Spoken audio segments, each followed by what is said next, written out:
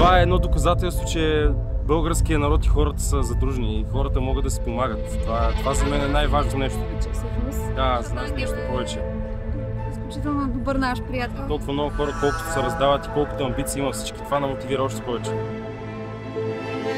Просто е нещо, което ни може да се обясни. И за кой помагаме? За Божик.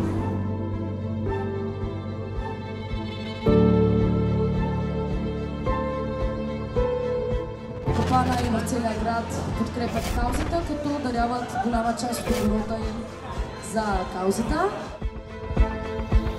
Хората наистина искат да дават добро. Просто това ги прави да се чувстват по-щастливи, по-удовлетворени. Самия факт да видят толкова много хора тук и колко още ще дойдат, това означава много. Аз участвам в това събитие, защото искам да помагам на хората.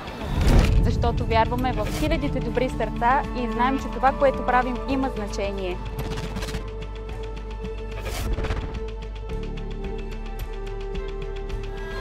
Гордея се с всичко, което се случва тук днес.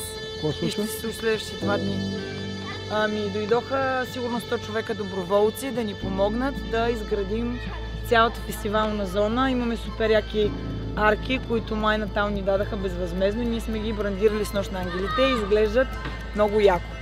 И общо взето се гордея с всичко, което се случва тук. Аз съм изключително впечатлен. Аз мисля, че за първ път виждам такава организация. Мисля, че не съм бил свидетел на благотворителна кампания, в която всеки, който прави приход от нещата, които произвежда, да дарява 100%. Не част, не половината, а 100% от това, което произвежда. Това са хора с огромни сърца, които дават, за да може хората около тях да продължат живота си. Емоцията от една успешно проведена кампания няма цифрово измерение и е много, много по-ценно.